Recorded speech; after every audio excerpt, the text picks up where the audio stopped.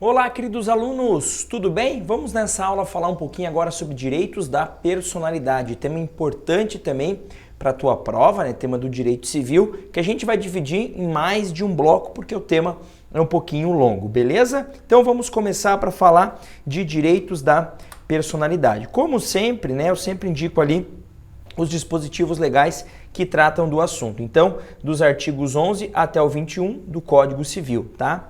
Desses dispositivos, os que mais aparecem, artigo 20 e também o artigo 21 do CPC, do Código Civil, desculpem, aqueles artigos do coração, digamos assim. Então, aspectos gerais, eu trago aqui 4 frases para a gente ler junto, eu comento com você. Então, primeira delas, os direitos de personalidade têm por objeto os atributos físicos, psíquicos e morais da pessoa em si e em suas projeções sociais. São direitos básicos e fundamentais. Não possuem conteúdo patrimonial, já que trabalham com a ideia das relações existenciais e que para que se tenha direitos de personalidade, há necessidade de existência de personalidade jurídica. Então, quando eu falo em direito de personalidade, não tem nada a ver com direito de propriedade, com direito ao patrimônio. Então, é a minha imagem, é a minha honra, é a minha reputação.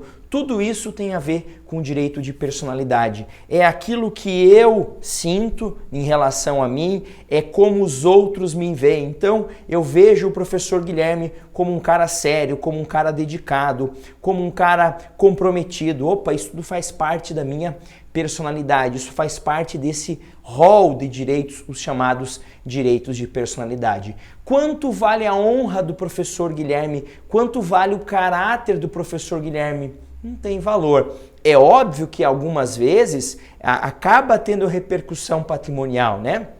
Por exemplo, uma empresa me contrata para fazer um comercial. Quanto que eles vão me pagar? Não sei, muito pouco talvez. Agora, uma empresa contrata, sei lá, a Ivete Sangalo para fazer um comercial. Quanto é que ela vai cobrar? Quanto é que eles estão dispostos a pagar? Porque para eles, a repercussão econômica da imagem da Ivete Sangalo é muito maior do que a minha, tá? Então, um aspecto geral desse tema aqui, beleza? Avançando, características, o artigo 11 é um artigo muito importante, só que vejam, que eu já trago ali, ó, uma advertência, cuidado. Olha lá o que diz o artigo 11, tá? Claro, do Código Civil. Com exceção dos casos previstos em lei, os direitos da personalidade são intransmissíveis e irrenunciáveis, não podendo o seu exercício sofrer limitação voluntária. Por que eu digo cuidado? Porque o artigo 11 ele dá uma ideia de que eu não posso, por exemplo, ceder a minha imagem, ceder a minha voz. Claro que eu posso. Então, vejam, com exceção dos casos previstos em lei, a legislação autoriza a cessão do uso do direito de imagem. Então eu vou lá e faço uma propaganda, alguém está usando comercialmente a minha imagem, porque eu autorizei, eu dou uma aula e um curso resolve reproduzir a minha aula, por exemplo, em forma de som apenas, de áudio, beleza, mesma coisa, eu estou cedendo a minha voz, eu posso fazer isso? Posso, então tem que ter cuidado, porque eu posso sim fazer essa sessão. Agora, cuidado, então quando eu faço essa sessão, me dá a ideia de que eu posso dispor do meu direito de personalidade. Dá essa ideia sim, mas cuidado. Para que eu possa dispor desse direito de personalidade ou para restringi-lo, eu tenho que fazer isso por meio de um ato que não pode ser permanente, não pode ser genérico e não pode violar a dignidade. Então, vamos pegar lá, não pode ser permanente. Eu não posso simplesmente chegar e falar, olha, a minha imagem eu vendo para uma empresa num contrato vitalício. Não, não posso fazer isso. Tem que ter um prazo determinado, não pode ser de forma permanente. Beleza? Não pode ser genérico, eu não posso simplesmente dizer, olha, os meus direitos de personalidade eu cedo a você. Não, eu tenho que dizer especificamente qual que é. É a minha imagem, é a minha voz, é o meu corpo, né? E assim por diante, tá? Professor, você pode ceder o corpo? Pode, por exemplo, né, para fins de transplantes é possível a cessão de partes do corpo após a morte, tem todo um regramento para isso, mas que não nos interessa agora. E não pode violar a dignidade do titular, conforme eu destaquei ali para você. Isso tem a ver com o quê? Lembra aquele exemplo clássico que todo professor de direito civil fala do tal do arremesso do anão na França, tá? O anão fala, eu quero ser arremessado para ganhar dinheiro com isso. Beleza, pode? Não pode, porque entendeu-se que isso viola a dignidade da pessoa humana. Por mais que ela queira, isso não pode. Vamos dar um exemplo de cessão aí de direitos de personalidade. Quando você tem o programa Big Brother, mas é por um prazo determinado. Os caras entram na minha intimidade, eu tô lá no quarto trocando a roupa no Big Brother. Se eu deixar cair a toalha, vai aparecer tudo. Por quê? Porque eu resolvi ceder, mas por um prazo específico, determinados direitos, seguindo esse regramento aqui. Beleza? Mas será que aquilo viola a dignidade? Pois é muito discutível. Até então isso tem sido aceito, tá? Mas voltando aqui para aquilo que te interessa para a prova, eu destaco aqui 2 enunciados das jornadas de direito civil, tá? Professor, enunciado de jornada de direito civil, da Justiça Federal lá de processo civil que também tem, enunciado do FPPC, eles são tipo súmula? Não, eles têm um caráter doutrinário, alguns deles com maior, outros com menor importância. Os com maior importância, que tendem a ser aplicados mais pela jurisprudência, eu destaco aqui para você, tá? E nós temos 2 enunciados aqui importantes, o de número 4, tá? E o de número 139. Notem que os 2 se referem a esse artigo 11 que nós estamos conversando. Olha lá, o exercício dos direitos da personalidade pode sofrer limitação voluntária, desde que não seja permanente nem geral. Justamente tratando disso aqui, ó, não pode ser geral e não pode ser permanente, tá?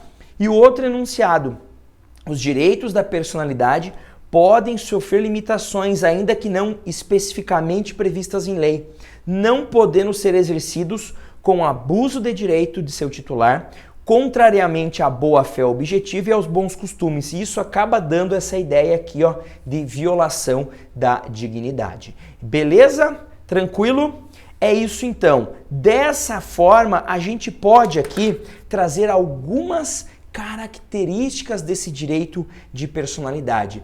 E a primeira delas é que o direito de personalidade, ele aparece como sendo algo absoluto. Vejam aqui, ó, o destaque. Só que é um absoluto não no sentido oposto a relativo, mas sim no sentido de oposição erga omnes. Quero dizer o seguinte, eu possuo o meu direito à honra frente a qualquer pessoa, tá? Vejam essas questões de divulgação, por exemplo, de imagens, tá? Vamos imaginar lá, hoje está muito comum, né? Na minha época, quando eu era adolescente, jovem, solteiro ainda, não namorava a Bruna, nada, não tinha esse negócio de envia nudes. E hoje tá na moda isso daí, né? O povo todo fica enviando nudes, tá? Aí eu vou lá, eu não, né? Porque eu não envio, mas uma pessoa envia nudes para outra, tá? Aquela pessoa que recebe o nudes, tá? Ela pode simplesmente divulgar aquilo para todo mundo e dizer, não, eu recebi da fulana lá, a fulana me mandou de boa, ela que quis mandar. Não. Então eu não posso divulgar? Claro que não. Esse direito à privacidade é direito erga omnes, quer dizer o seguinte, ela pode exercer esse direito à intimidade do corpo dela frente a qualquer pessoa, inclusive frente a você. Ela pode chegar e dizer, olha, lembra que eu te mandei? Agora eu não quero mais, tá? Então, vamos apagar isso daí e acabou e ponto final. Entre marido e mulher também, claro, se o marido tem lá a sua intimidade, tem lá a sua honra, ele pode exercer frente à esposa, frente a um terceiro, não é somente alguém determinado. Então, absoluto no sentido de que ele pode opor a todas as pessoas, tá? É claro que o bom senso vai imperar em algumas situações de caso concreto, mas em princípio ele é oponível erga omnes, tá? Ele é extrapatrimonial e aqui talvez seja uma das características que mais a gente precisa cuidar. Por quê? Olha lá, porém sua violação pode implicar em efeito patrimonial. Gente, quando há uma violação a um direito de personalidade, é muito comum aquela pessoa que teve o seu direito violado obter o quê? Uma reparação civil em forma de grana. Então você divulgou uma imagem minha sem a minha autorização. Eu vou entrar com uma ação contra você para que você pare de divulgar a imagem e ainda me pague uma indenização. Não que isso tenha um valor, mas é um jeito de reparar. Então a reparação pode sim ter caráter patrimonial, tá? E para fechar, as 3 últimas características, e a gente fecha o bloco e segue no seguinte para tratar do tema. Impenhoráveis, ele não pode ser penhorado, né, o direito de personalidade, porque, repito, ele não é patrimônio, se ele não tem conteúdo patrimonial, ele não pode ser penhorado. Inato, porque ele é vitalício e ele nasce com a pessoa, podendo a tutela ser reconhecida, inclusive, após a morte. Então, por exemplo, a pessoa falece e alguém vai lá e mancha a imagem dessa pessoa. Por exemplo, o filho dessa pessoa que agora está viva, que está vivo agora, né, em razão do falecimento da outra, por exemplo, ele pode buscar uma reparação civil? Pode sim. Então, ele é inato, ele dura por toda a vida e inclusive pode ter proteção após a morte, tá? E são imprescritíveis. Olha lá, não há prazo extintivo para requerer a sua proteção. Agora, mas a pretensão, a reparação do dano pode ser atingida pela prescrição. O que eu quero dizer com isso? Olha lá. Imagine que tirou uma foto minha pelado numa praia de nudismo. Praia de nudismo não é um exemplo bom, mas na minha casa, lá um drone lá sobrevoa lá aonde eu moro, pega na janela eu pelado, por exemplo, e divulgam essa imagem. Num primeiro momento eu até falo, não dá nada, não tem problema, divulgou, paciência, segue a vida, todo mundo já ficou pelado um dia na vida. Aí passa uns 6 meses e eu começo a me incomodar com aquilo. Eu posso entrar com uma ação para que pare aquela... Pode. Parar de circular aquilo? Pode, né? É óbvio que quando cai na internet fica difícil a paralisação disso, mas é possível, Mas passou 6 meses, não importa. A proteção do meu direito de personalidade, ela é imprescritível. Digamos, o fato de não ter reclamado antes não faz com que eu perca o direito de reclamar. Agora, cuidado. A pretensão indenizatória, aí prescreve sim. Então, você me ofendeu, tá? Mexeu com a minha honra. Eu posso te processar? Posso, mas eu tenho um prazo de reparação civil. Cuidado com a única exceção, que é os casos de, o STJ entendeu. No caso do artigo 14 da Lei 940, a época da tortura no regime militar. Esta reparação por dano moral decorrente de tortura se tornou imprescritível, de acordo com esse RESP aqui, 816 de 209, tá? Acho muito difícil isso aparecer numa prova de prática em direito civil, mas sabe aquela pulguinha atrás na orelha do professor? Vai que aparece, então já te passei aqui o que era.